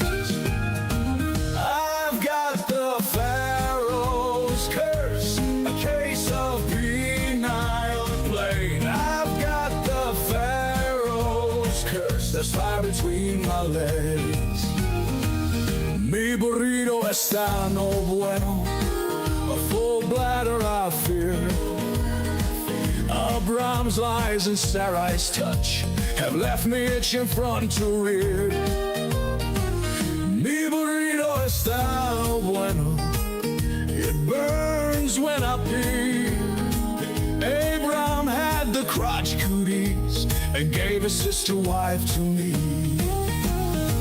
I've got the Pharaoh's curse, a case of penile plague. I've got the Pharaoh's curse, there's fire between my legs.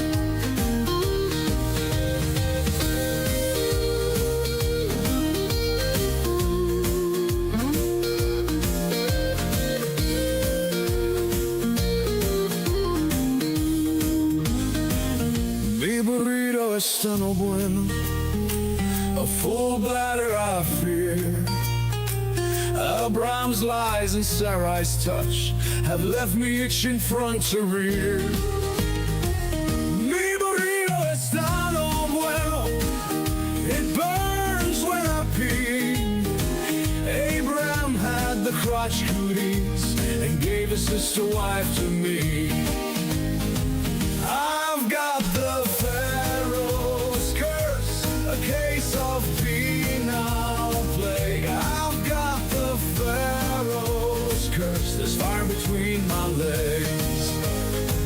I've got the Pharaoh's curse, a case of penile plague. between my legs.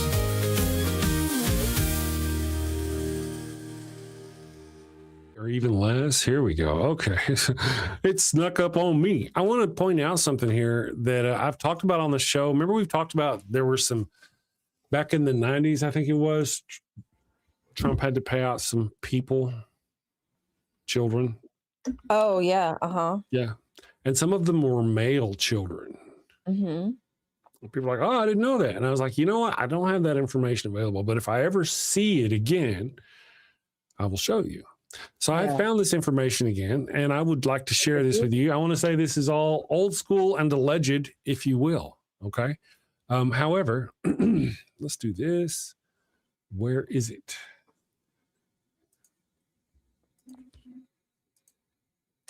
Okay. So now I'm going to make it biggie on the screen. So if y'all take a moment and read that.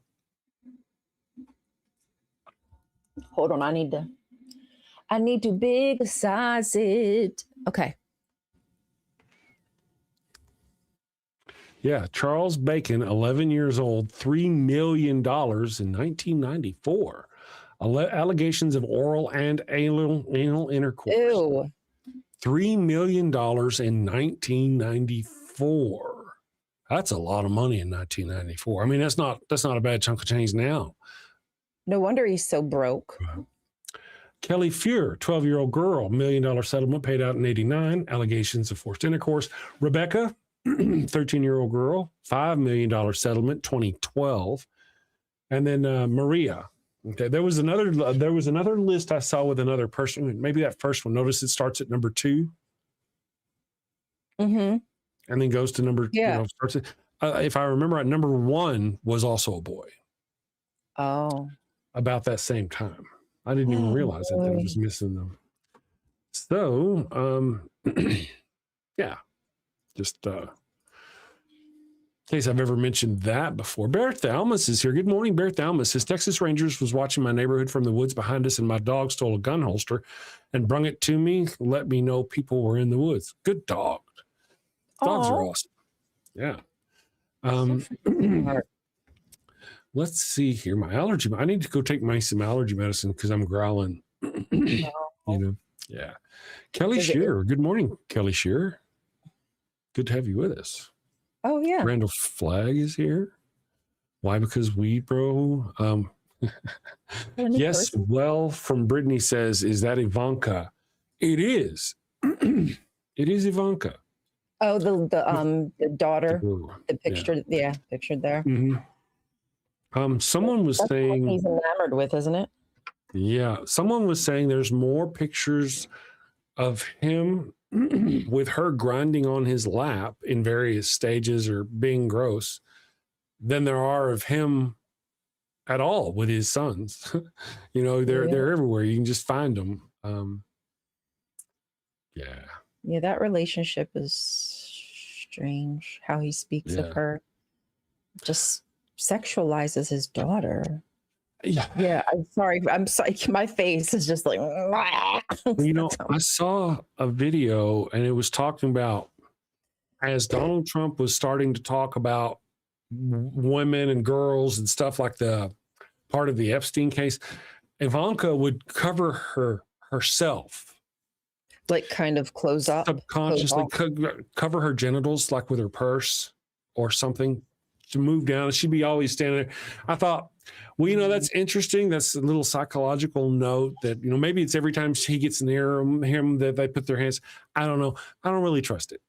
That could be anything, you know, could be. I want to revisit that again. I shouldn't have even mentioned any of it. It's just kind of stupid till I found out. You know, body language.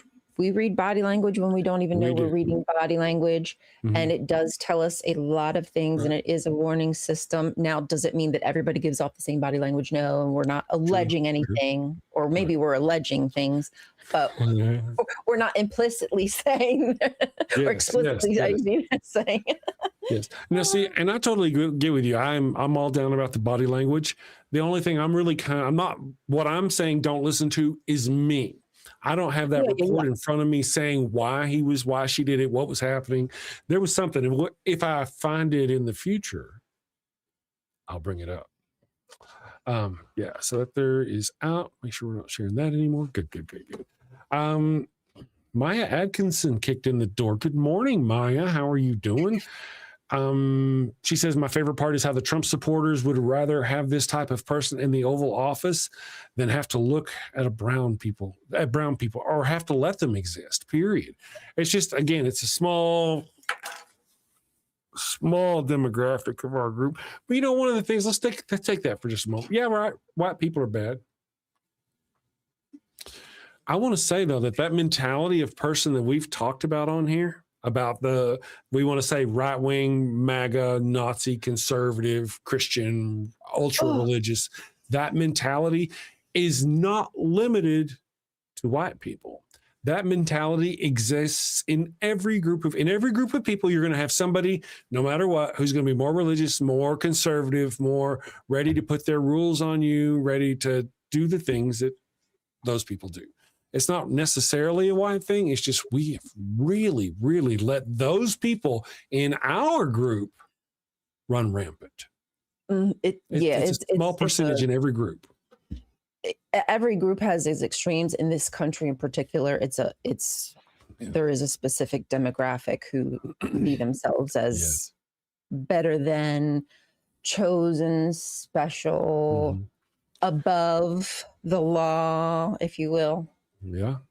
And we've talked about how can people of color or Hispanics support Trump when he's already done all this? And that's probably because within their own racial demographic, just forget about white people at all. Forget about white people, forget about anybody else.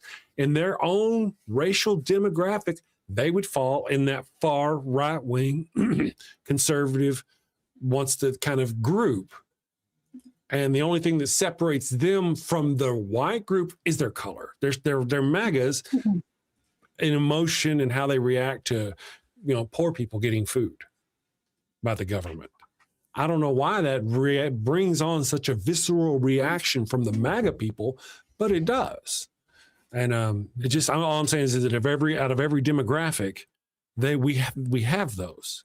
It's just in our group. Maybe our group, to be honest, our group has power.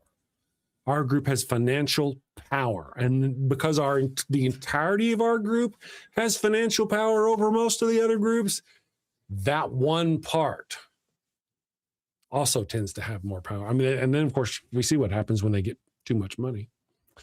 Now I'm just rambling. I'm a rambling man.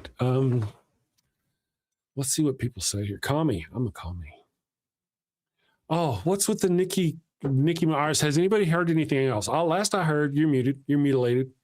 The last I heard, I think you're mutilated, or my ears have gone out. Oh, my bad. I thought I. Oh, yeah. So the last I heard, Nicki Minaj went up on to Erica Kirk's thing and kissed ass on the far right, presumably to get in the good graces of Trump, so he would force drop some $50 million lawsuit against her. That's the allegations I have heard. Anyway, so she goes up there and starts sucking right-wing Trump ass on national television with Erica Kirk and is somehow surprised that she loses 10 million fans. This is the WAP woman. This is the wet ass pussy woman. No, that's the whole... Cardi B, I believe. Cardi B. Well, in any case, she is Ben. Charlie Kirk specifically called out and said that she was a bad example for the girls in our, this kind of where I was going. He did say that. She's going to go up there and kiss his ass. So that's the last I heard. Last I heard was that she was there. She left, lost a lot of subscribers. I haven't heard anything else. Has she changed her tune? Has she not changed her tune?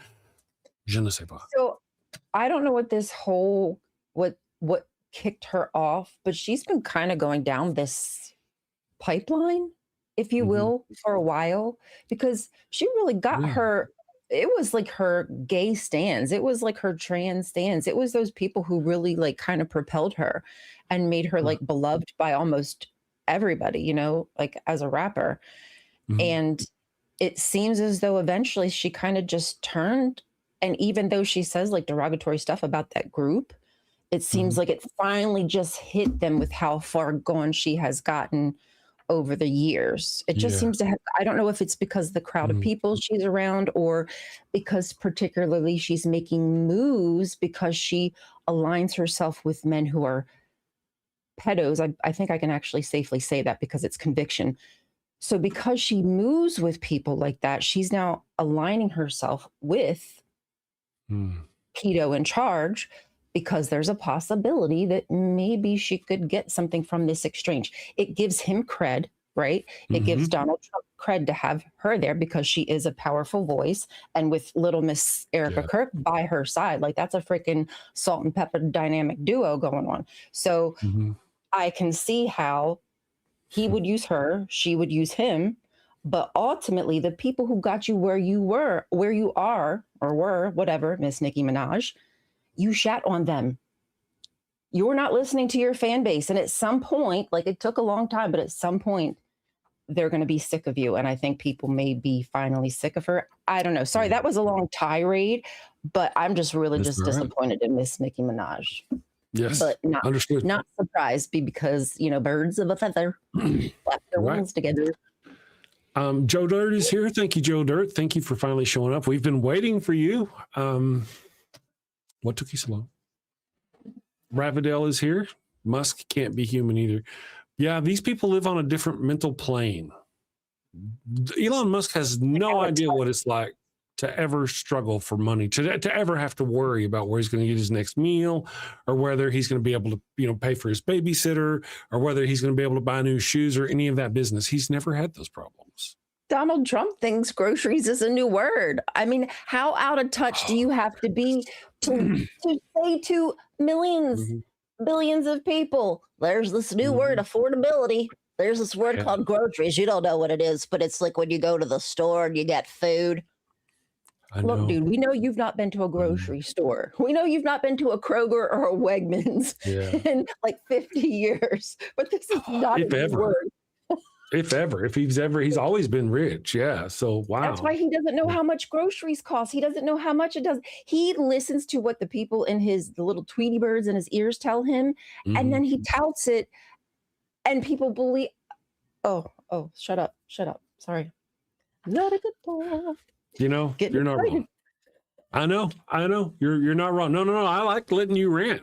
How's the medication going? Is it going good? I think it's going good, huh? Thank It's all God right. for medication. Thank God for 'Cause medication. I've been without. One of those things we've warned for years about these things that have been coming, and here they are, and nobody listened.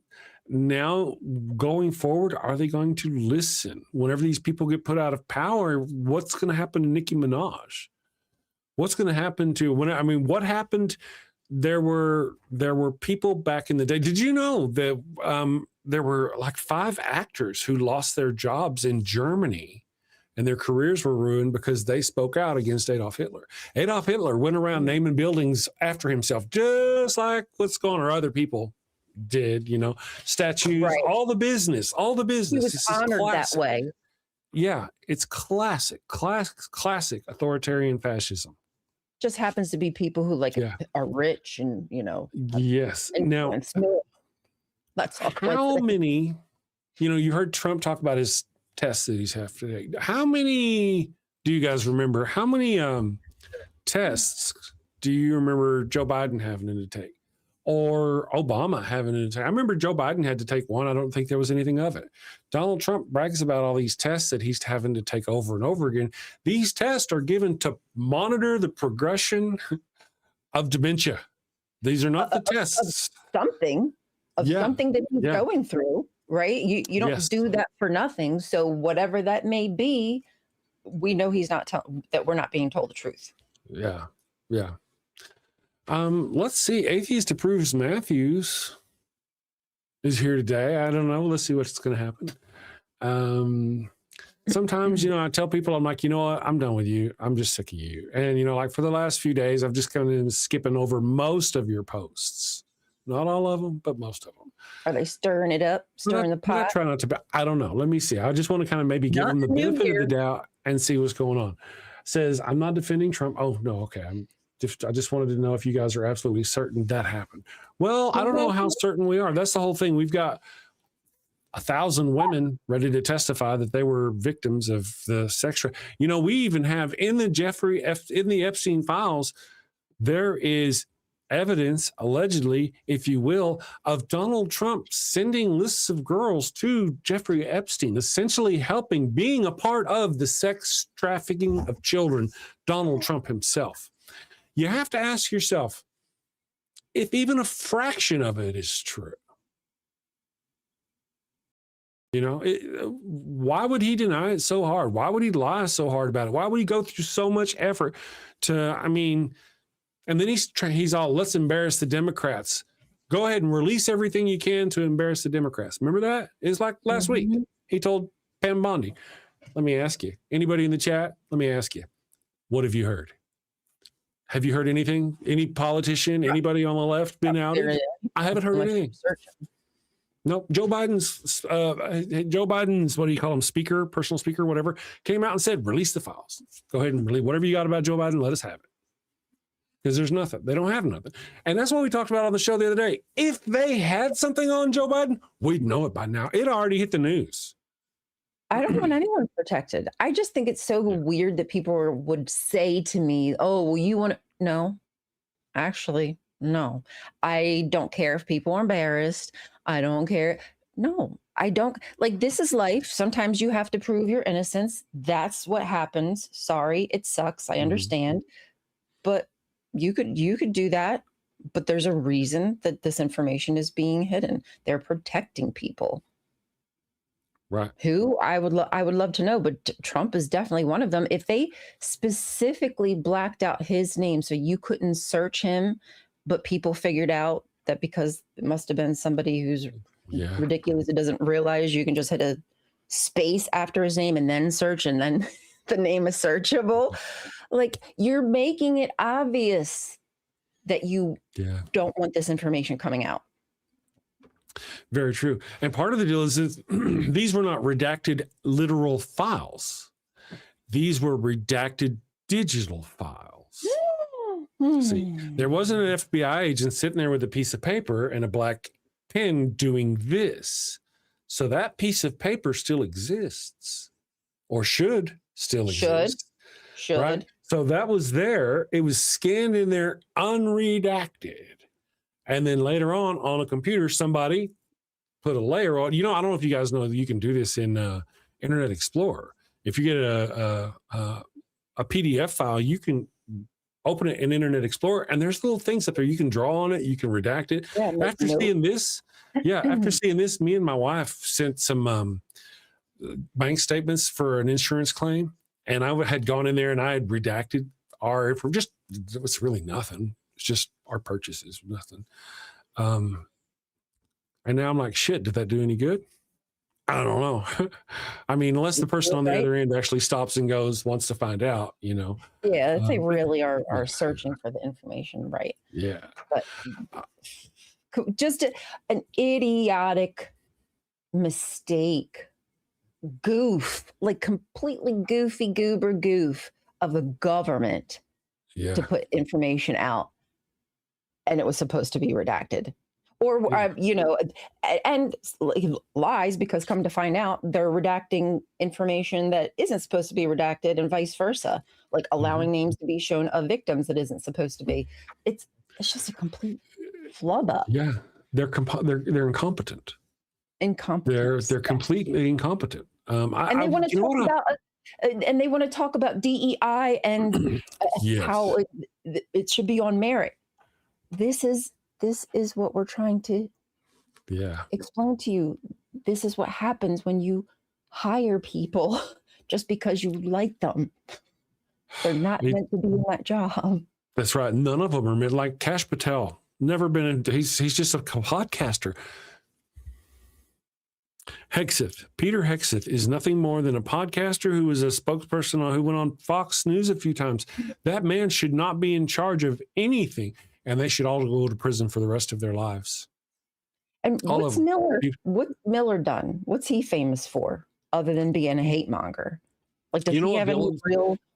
I don't know. Nope. Here's what the deal is. You've got Donald Trump out there drooling on himself, and in the background, in the shadows, over there, behind, in the shadows and the curtains, you've got Miller directing things. Yeah. I think he's a big part of Donald Trump's mentally. I don't think Donald Trump's capable of doing what we he can barely keep a single thought. There's people controlling him, telling him what to do, all that business. Oh, he's absolutely the puppet of many different people.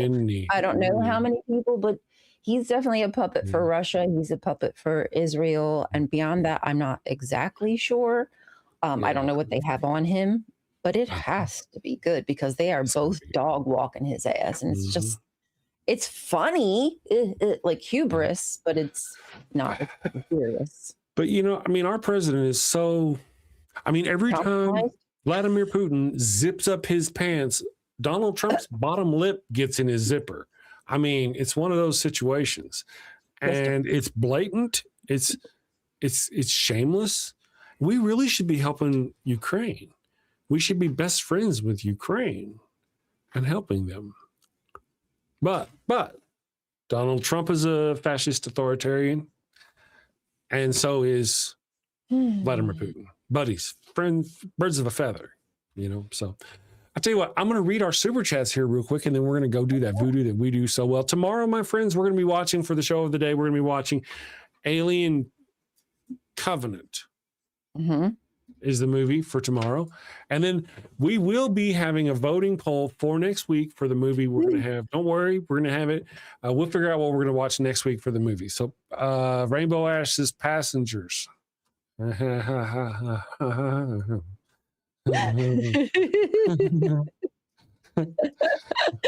can feel my eye muscle twitch. It's like... Thank you, Marduk, for the $10 super chat. Very much appreciate you. I hope you all have a wonderful day. Let's see. Happy New Year. Happy New Year. Send safely, my friends. Take care. Bye, Ryan. Got a house that smells like old cheese and shame. Father Flanagan's flesh candles change the game. Goat-scented thrills for your soul's delight. Light it up, baby, make your room right. When you've sinned and need to atone, light a candle and avoid the stone. Smell the goat in a holy zone. Father Flanagan, here to set the tone. Confession booths, busy, no need to stress. Light a candle and forget your mess. Gross odors vanish like sins in the wind. With each wick, guess who's your new best friend? When you've sinned and need to atone, light a candle and avoid the stone. Smell the goat in a holy zone. Father Flanagan, here to set the tone. Lambs and calves may have their day, but goat's the scent that leads the way. Clean your slate with a sniff so pure. Father Flanagan's got the cure. Turn your home into a saintly space. With every whiff, find redeeming grace. From your living room to the kitchen